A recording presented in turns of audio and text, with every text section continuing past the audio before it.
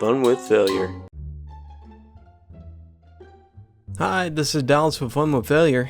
We've got 16 stories for your noise hole today, so I hope you enjoy, and here we go.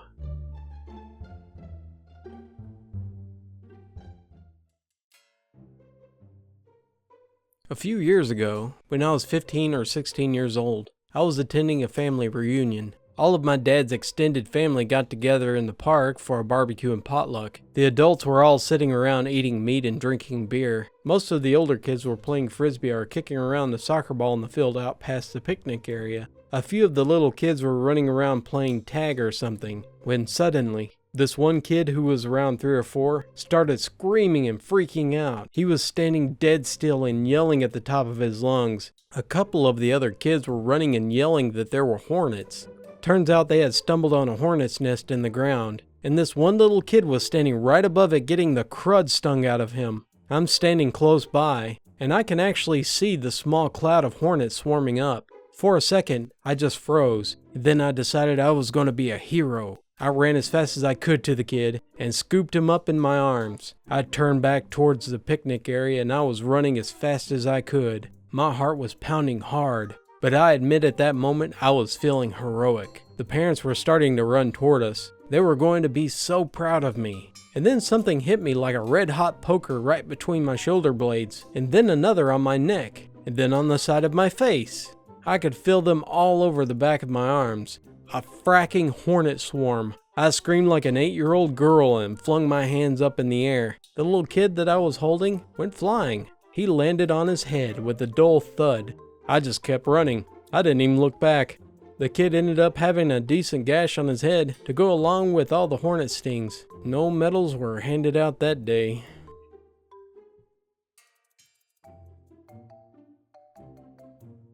My dad has his grandfather's antiques. One such item is a pair of U.S. Marshal handcuffs, dating back to around the 19th century. We've played with them many times before. I grabbed my son's left hand and slapped the cuffs on them. Then slapped the other end on my own. Little did I know, my daughter had misplaced the keys a few weeks back. Now we're in the car in an asinine position, while we are driving to the fire station. My kid is kind of freaking out, and his dad is a dumb butt. This is because he really doesn't want to go to the police station, because he's terrified that I'll get arrested. I tried to explain to him that people don't get arrested for things like this, but he won't hear it. I don't even know if the police have keys that will fit these things anyway. With a calming voice and a liberal amount of Dawn soap, the firefighter was able to stifle his laughter long enough to free my kid, which left me with an awkward bracelet, but minus a hyperventilating 7-year-old. It so happens that I have a pair of handcuffs at my house for, reasons. And that key ended up working well for jimmying those things open. I've learned my lesson, whatever that lesson may have been. And I bet I won't be chaining myself to anyone else, at least for a few weeks.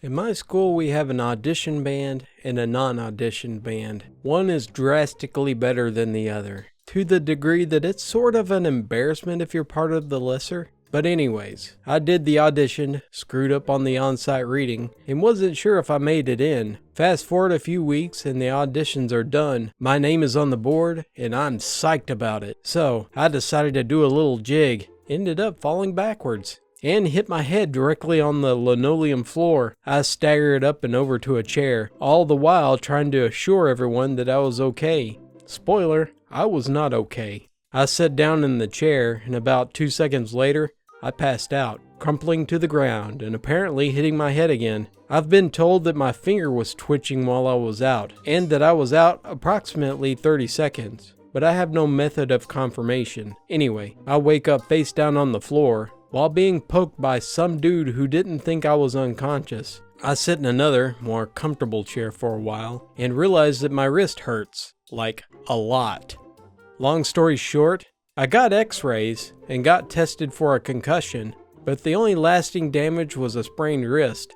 This injury impaired my ability to play in the aforementioned band for a few days, so that was great. I'll never live this one down, will I?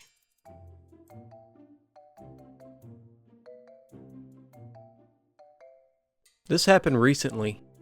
I was with my friends and we were just hanging out, and we decided to put some gas in a bucket and light it on fire. That wasn't the frack up. The frack up came when I thought to myself, hey, wouldn't it be cool if I kicked this to see how cool it looks flying through the air? I got up to it and I kicked it as hard as I could. When I kicked it, gas went everywhere, including my legs, igniting them on fire. Luckily, it only burnt my legs, but the whole first layer of my skin peeled off. Now, I'm in bed just trying to get some sleep, wishing I never did what I did. I'm just thankful that my friends could help me put the flames out. It all happened so fast, and this is a major learning experience for me. If anyone is interested in kicking flaming gas, don't do it. It stinks. I will never do that again. My legs hurt like heck. My fingers are also burnt and they hurt like heck. Everything is blistering, which is causing a lot of pain, and the smell is terrible.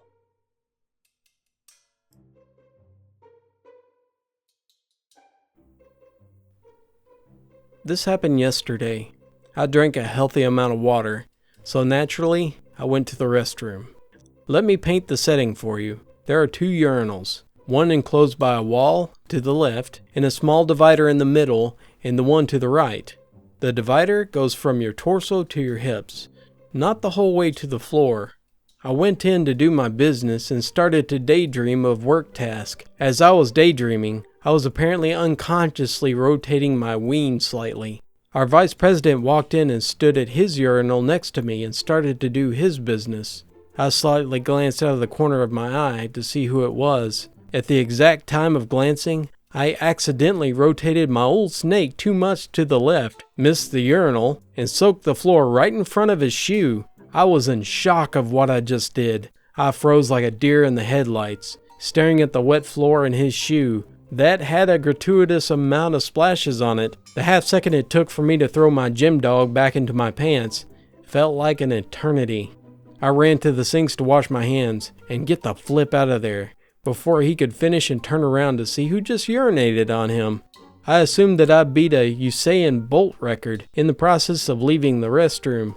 I ran to a different floor, spent 5 minutes down there to make sure that he would go to his office, and threw on a different jacket to throw him off, just in case he got a glance of me out of the corner of his eye. And I avoid the man like a plague now.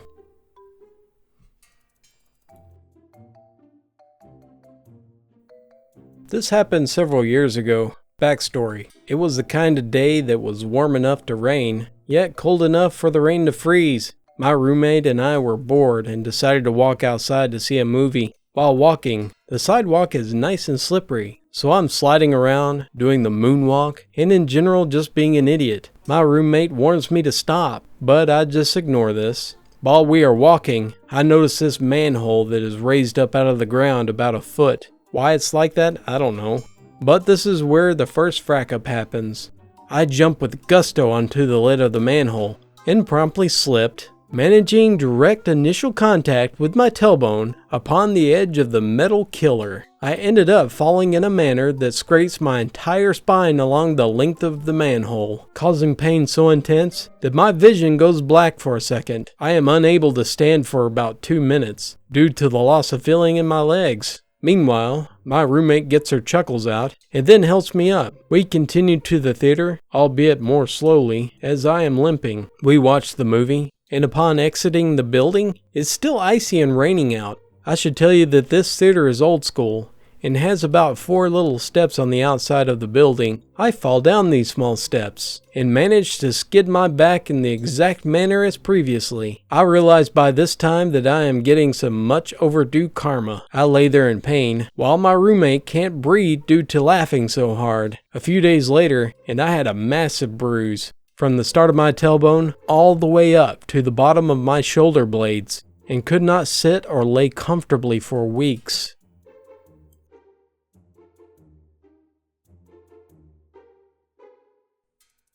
I am a nurse, so I must respond to patients that turn on their alarm, or for any other number of reasons.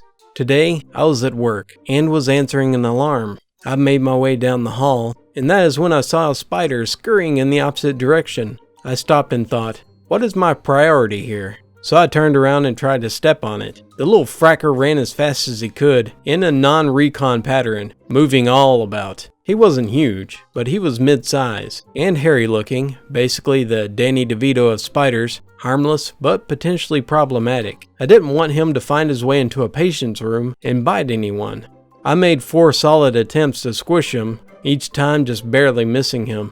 The alarm was still going off, and I thought, in this. I had a bottle of disinfectant in my hand, as I had just cleaned up something gross. I sprayed him 4 or 5 times, and then tried stepping on him again. I'm not sure what I hoped to accomplish by spraying him. I think my thought process was, confuddle him now. When this proved useless, shocking, I made my final attempt. And like Gandalf or some crap like that, I lifted my foot. Without saying the words, my body language was shouting, "You shall not pass!" The next few seconds went very quickly. I dropped my foot and landed in all the useless disinfectant that I had sprayed. And oh yes, like Gandalf, I too fell. My leg went straight up in the air. Some parts of my body landed on the spider, and now he's deceased. All this happened within a span of 15 to 20 seconds. My coworkers came around the corner and found me on the floor. Instead of helping me up, they just laughed. I made no attempt to get up. I just laid there on the floor, somewhere between laughter and embarrassment. One of them had already started to try to get the security footage, although we're unsure if it's a real security camera or just for show. Time will tell. The alarm was not urgent.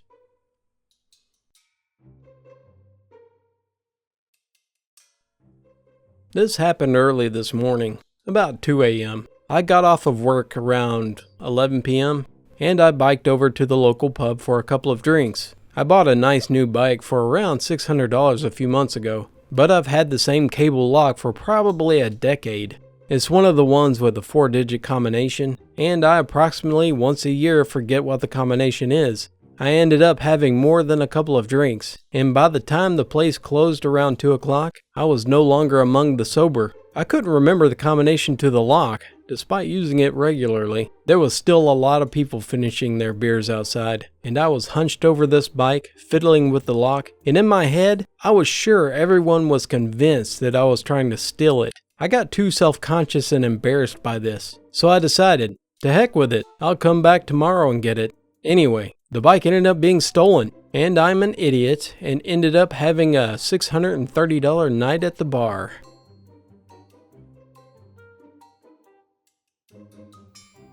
Okay, I'm 23 years old, and tonight I thought to myself it would be a good time to shave my lower regions.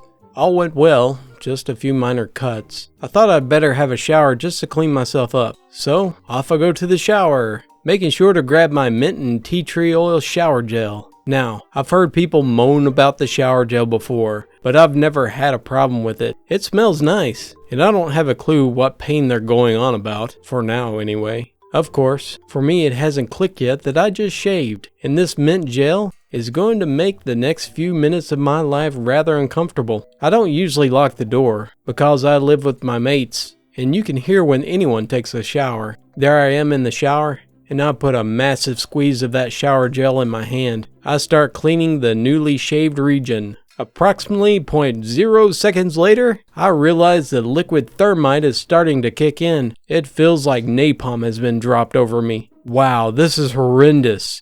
It ends up being that all this talk about the shower gel burning is 100% true. My initial reaction was to try to rub it off, but of course, clever me used a lot of shower gel, which is still all over my hands.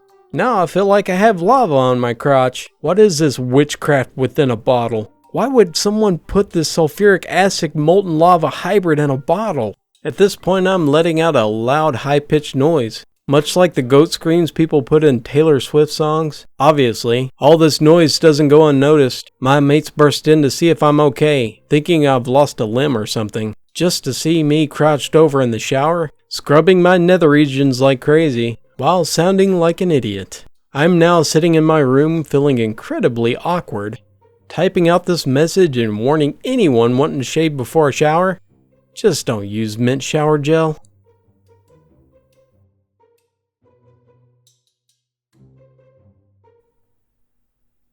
I decided to fry some breaded pork chops in a cast iron skillet. I get the oil to a nice 375 degrees and place my pork chops one at a time into the oil. Here is the laziness part of my frack up. I go into my utensil drawer and there is only one clean fork left. I probably should have gone to the dishwasher and cleaned a second fork for dining and used one for cooking, but like I said, I was being lazy. So I cooked the first pork chop to satisfaction, take it out of the oil. I am also hungry, so I start cutting open the pork chop after I put the second one in the oil. After flipping the second chop, using the same fork, I go back to my already cut up chop. I immediately take a piece and bite. Of course, I didn't consider to wait for a minute so that the fork, which I just swished in hot oil to cool down. I now have a fork-shaped second-degree burn on my mouth and on my lips, but dang, those pork chops are tasty.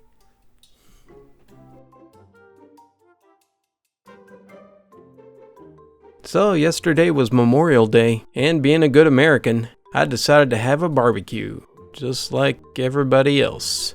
I must admit, I am not the best griller, but I said I would take care of grilling so my father wouldn't have to. I don't usually put aluminum foil on the grill, but my dad suggested it, so I figured why not? I put the aluminum foil down on the grill, then proceeded to turn on all 3 burners. The only thing is, my dumb butt got distracted and forgot to actually ignite the burners, so after the burners had been on for like 10 seconds, I remembered to press the ignite button. A huge flame shot straight up, blowing off the aluminum foil, as well as singeing my eyebrows, eyelashes, and the hair on one side of my head. At this point, I realized how incredibly stupid it was to put aluminum foil down. That consequently entrapped the gas being let out by the burners, and proceeded to let those burners release a bunch of gas before igniting the whole thing. Lesson learned.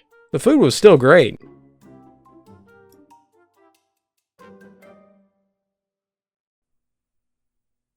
Today I fracked up eating kettle corn, so I'm going to assume that most of you are familiar with kettle corn. You buy it at Walmart in bags like chips, and it's super delicious. It's like popcorn covered in sugar. I craved it, so I drove to the store and bought a bag. I ate about half of it, and then my brain had a genius idea. What would roasted kettle corn taste like?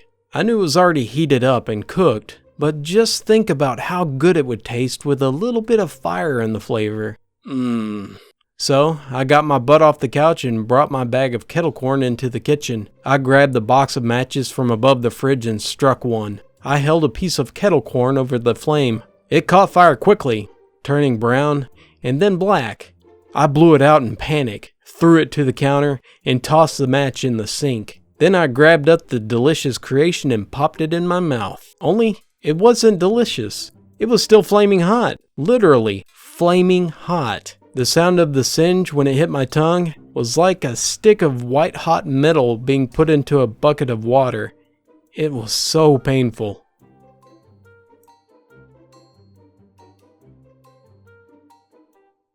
This literally just happened. Not figured I'd post it now before the weekend is over.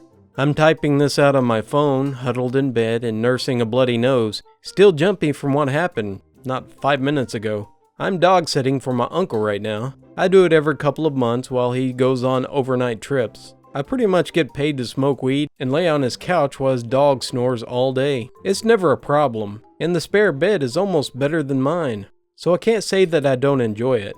The only problem? The cave crickets, my mortal enemy, the bane of my existence, literally my worst fear. Once it gets dark, they are fracking coming up from the unfinished basement and start crawling around, and I turn into a lunatic in their presence. I am talking full panic, complete with screaming and flailing. That's important to remember for later in our story. Normally, I toss things at them, or spray some cleaning product in their general direction. As long as it doesn't hop on me directly, we're good. If I can drive it away from the living room, they can have the bathroom and kitchen. This recent occurrence, I brought a broom. I don't think my uncle even knows what a broom is. It is a wonderful idea. Much easier to swat them from 4 feet away. And here's where we come upon the frack up. I felt comfortable armed with my bristly weapon. That's when the tummy rumbles started. I thought to myself, I got this. The bathroom is the worst. There's always one on the fracking ceiling that I don't see, until I'm already midstream. What follows is a hurried finish, and my ducking out before it descends on me to finish me off. Earlier in the day, however, I already bravely beaten one of them to death, then sweeped it under the heater. Sue me. I'd rather die than scoop one of those up with toilet paper. I go in, I check every available area, and including the ceilings, walls, and countertops. I see no cave crickets. I pull down my pants and sit. The first minute I'm doing my business, and I stare wildly around, still not trusting it. But then I relax slightly. It's been a good night, and there hasn't been that many. I finish my business and start wiping. It was a sticky one, and I like to be thorough when it comes to my cleansing. I got distracted and let my guard down. I'm mid-wipe, and then I look down, and I see something crawling along where the bowl meets the floor. The biggest motherfracker to ever crawl up from hell, coming up towards me. My brain went right into monkey mode, pure fight or flight. I screamed and launched myself off the bowl. With my pants being around my ankles and the bathroom being so tiny, I went directly into the wall. My nose took the impact. So there I am, eyes tearing, nose gushing blood, full of panicked adrenaline, and scrambling out of the bathroom as fast as possible, poo-covered bunghole and all. I jammed paper towels up my nose and finished my wipe job, while I'm hunching over the kitchen, cursing every god and watching the hallway. It wasn't my proudest moment, I'll admit, and I'm not peeing until it's safe to do so. In the daylight, and in the backyard, where there is never any underworld hell spawns. My nose and my pride are hurt. I'm pretty sure I'll never go back in there again, though now that I think about it, I never flushed. I might be scarred for life.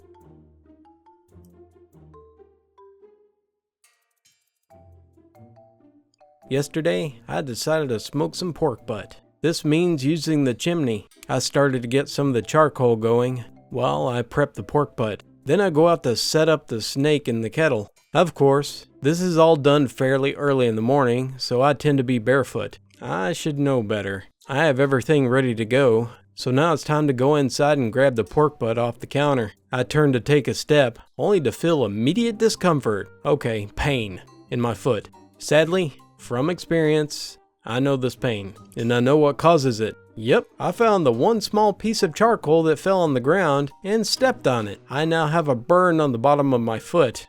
Unfortunately, this isn't the first time, and it's not even been the first time within the past month. One would think I would be smart enough to wear shoes while doing this. I'm not a smart man.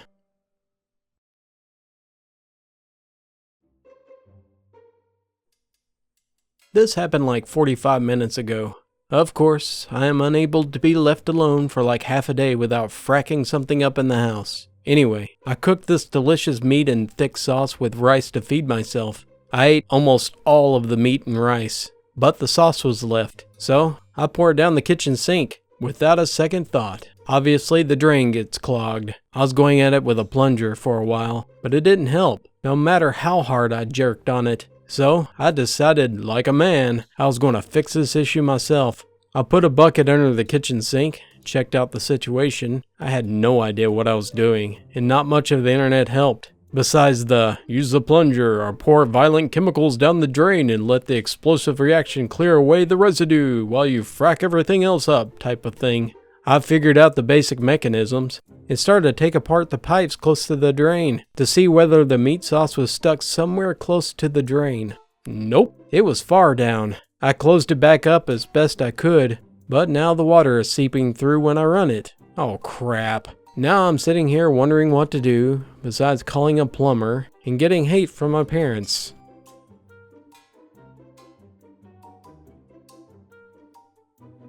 I just learned that my two potential love interests were dating each other. I wondered what I should do to get the bitterness away. I don't have any whiskey and it's 11 p.m. so I have to wait until I can buy some. I'm cooking pastries for my office and must stay awake until they're done. So to change my mind, I thought, what would Rob Swanson do? And decided to glue the back of my sole to my leather boots. So, while the pastries are baking, I take the glue that I bought for €5 and take my boots off and proceeded to glue them. The glue drips on my hands. This causes my fingers to be covered in instant glue. I have to turn off the oven ASAP because of the pastries, and I drop the glue stick. I take the pastries out of the oven, run my hands under hot water, and peel off the glue. Now, I have hairy fingers and it hurts. I come back to the table to find that the glue tube is glued to the table protection. I tried to carefully take it off, but it makes a hole in the protection. It's not my house, and the owner is away for tonight. And oh, he's a priest. This is almost a church, and he's very careful with everything. I now must clean the dishes I use for the pastries, but surprise, there's no hot water anymore. I used everything on my hands, and I also need to take a shower. Thank you again for listening, and I hope you enjoyed those stories. If you did, please give it a thumbs up. If you have any funny stories you'd like to share, please send it to me at funwithfailure@gmail.com, and I will put those stories in a video. If you're not already, please subscribe for more, and I will see you again next time.